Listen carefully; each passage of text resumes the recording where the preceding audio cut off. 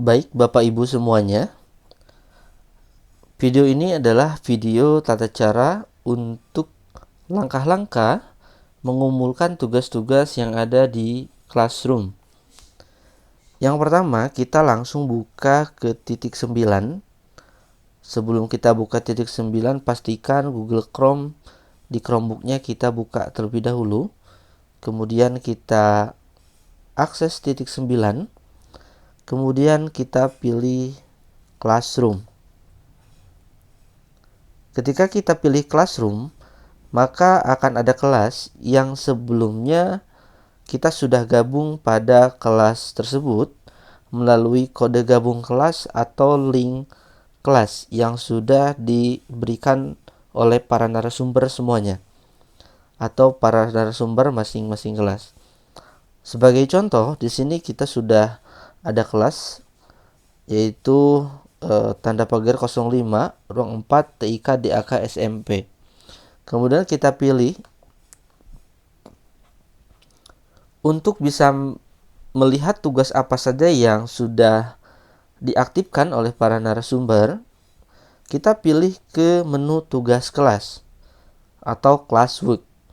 Nah, di sini ada beberapa kategori. Yang pertama di sini ada presensi, kemudian ada praktikum, kemudian ada aksi nyata, dan resource. Yang dimana di resource ini adalah kumpulan materi-materi yang disampaikan oleh para narasumber di masing-masing kelas. Baik Bapak Ibu semuanya, yang pertama ada di bagian kategori presensi. Di bagian presensi di sini adalah untuk menginputkan kehadiran Bapak Ibu. Seperti diketahui, di sini sudah diberikan suatu keterangan yang dimana diwajibkan ketika kita mengikuti BIMTEK ini untuk mengisi absen. Ada di hari pertama, kemudian sesi pertama, hari pertama, sesi kedua, hari kedua aksi nyata, kemudian hari ketiga presentasi atau paparan. Bagaimana kita untuk mempresensi atau menginputkan daftar hadir? Kita cukup diklik saja, kemudian kita pilih. Di sini ada dua keterangan. Yang pertama ada keterangannya adalah seluruh tim hadir. Yang kedua hanya sebagian tim yang hadir. Jika seluruh tim dalam sekolah itu semuanya hadir, karena untuk bersekolah kita diinstruksikan minimal ada 2 orang dan maksimal itu ada 5 orang. Kalau misalkan ke 5-5-nya hadir atau ketiga-tiganya hadir atau dikembalikan kepada sekolah tersebut berapa tim yang mengikuti atau berapa peserta yang mengikuti BIMTEK ini. Katakanlah suatu sekolah itu ada 3 peserta ya. Nah, kalau tiganya peserta mengikuti BIMTEK, maka pilihnya seluruh tim hadir. Dan kalau misalkan dari 3 peserta tersebut hanya 2 yang hadir, berarti pilihnya yang hanya sebagian. Nah, ketika sudah mengetahui berapa yang hadir, katakanlah seluruh, kita klik, kemudian kita serahkan. Pastikan ketika kita sudah memilih, tombol serahkannya itu langsung diklik. Kemudian akan muncul notifikasi pop-up seperti ini. Kemudian klik serahkan. Tunggu hingga nanti beres. Nah, nanti ketika sudah menginputkan maka nanti akan seperti ini. Lakukan hal yang sama ke sesi-sesi yang lainnya dan di hari berikutnya. Kemudian yang kedua ada lembar praktikum yang harus dikerjakan.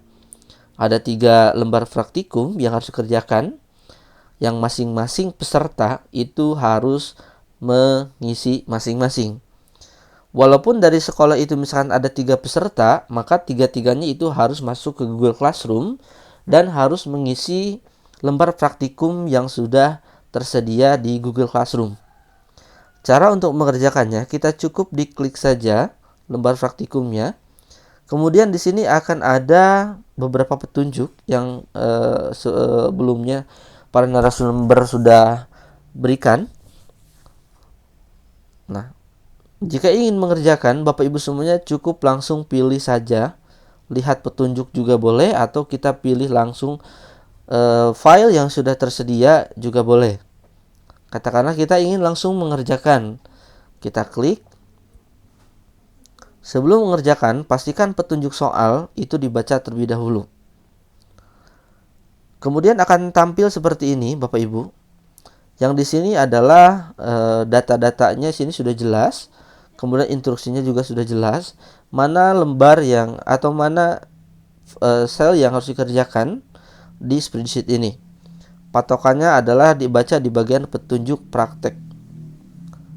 Nah, misalkan di sebelah sini kita akan coba menginputkan sebuah rumus yang sudah diberikan. Jika di sini rumus yang diinputkan oleh Bapak dan Ibu itu benar, maka di keterangan hasil maka akan muncul benar. Kita hapus yang ini sampai bawah.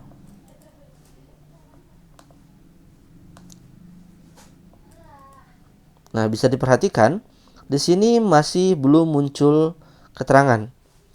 Jika kita inputkan sebuah rumus, maka rumus yang kita inputkan di sel F di sini akan muncul notifikasi benar jika rumus yang diinputkannya adalah benar. Jika salah, silakan ulangi kembali sampai di bagian hasil notifikasinya benar. Ini untuk lembar spreadsheet. Kita klik lihat petunjuk. Jika Bapak Ibu semuanya sudah mengerjakan dan hasilnya juga sudah benar dan grafiknya juga sudah ditambahkan atau diagramnya sudah ditambahkan, maka jangan lupa Bapak Ibu semuanya untuk memilih serahkan atau turn in.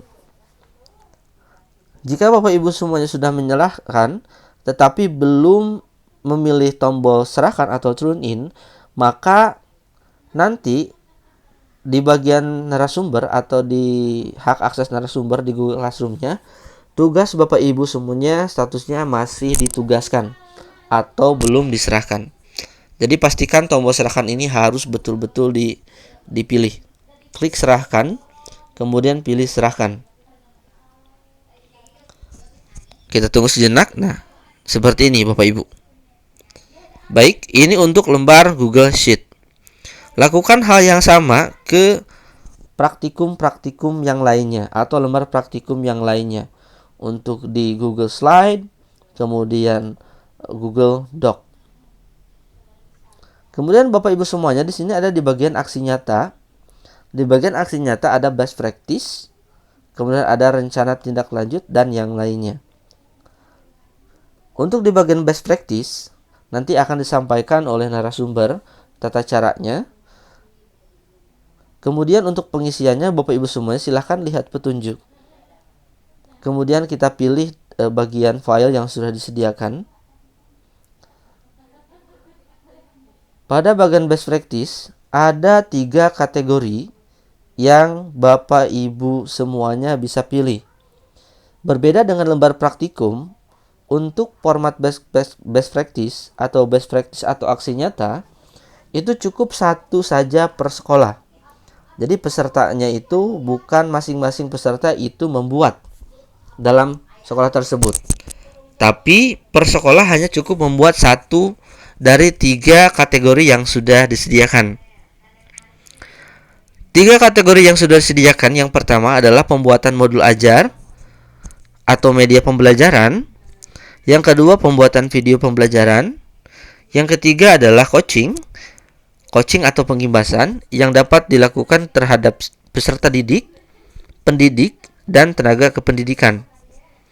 Kemudian Bapak Ibu semuanya di bagian dokumen tagihan, masing-masing kategori itu berbeda untuk dokumen tagihannya. Seperti di bagian pembuatan modul ajar, dokumen tagihannya adalah yang harus ada dokumen modul ajar atau media pembelajaran. Yang selanjutnya adalah bukti di PMM.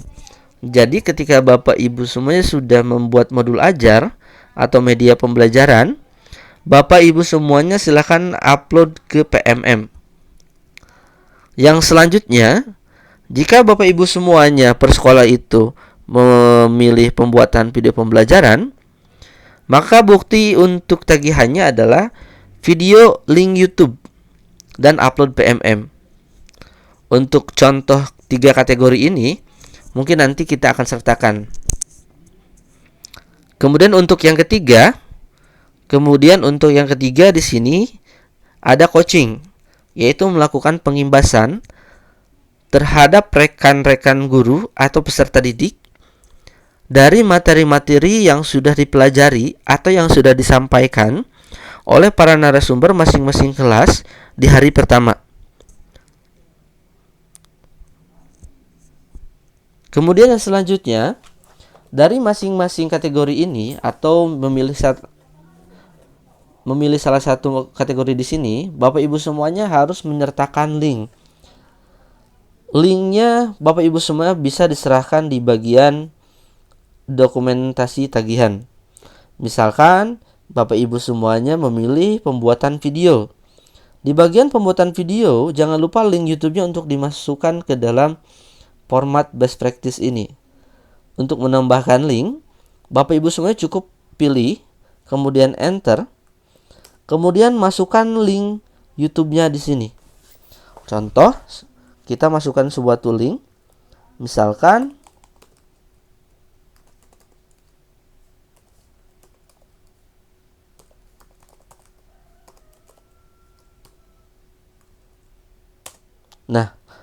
saya mengambil sebuah alamat link web YouTube yang disertakan juga di sini. Kemudian jangan lupa juga link untuk PMM-nya juga disertakan di bagian sini.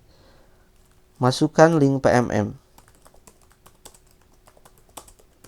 Di bagian sini, lakukan hal yang sama seperti di bagian link video YouTube. Kemudian Bapak Ibu semuanya, pastikan nama tempat juga diedit sesuai nama kabupaten masing-masing. Kemudian setelah beres, jangan lupa diisi nama satuan pendidikan, lokasi, tanggal pelaksanaan. Setelah semuanya terisi, data fasilitatornya juga, maka ini di print. Kemudian jangan lupa nama sekolahnya juga diedit. Setelah di print, maka ditandatangan dan dicap oleh kepala sekolah dan juga koordinator fasilitator. Setelah di print, kemudian Bapak Ibu semuanya silakan untuk di-scan data tanda tangan yang sudah ditandatangan oleh kepala sekolahnya untuk format best practice-nya. Kemudian upload kembali di Classroom. Cara menguploadnya, Bapak Ibu semuanya di bagian kategori best practice, kita pilih tambah atau buat. Kemudian kita tambahkan file. Silakan upload file dari scan PDF yang sudah di-scan untuk format best practice-nya. Kita pilih jelajah, kemudian kita masukkan. Jika sudah Bapak Ibu semuanya jangan lupa untuk serahkan. Baik, Bapak Ibu semuanya, itulah tata cara untuk menyerahkan atau melihat tugas yang sudah tersedia di Google Classroom. Pastikan keseluruhan dari kategori per masing-masing kategori itu terisi semuanya. Kemudian lembar praktikumnya juga dikerjakan. Kemudian di bagian aksi nyatanya juga dikerjakan. Demikian tutorial bagaimana tata cara untuk mengumpulkan tugas-tugas peserta BIMTEK TIK DAK tahun 2022. Jika ada kekeliruan dan jika perlu ada pertanyaan lebih lanjut, silahkan bertanya kepada narasumber masing-masing ruangan. Terima kasih.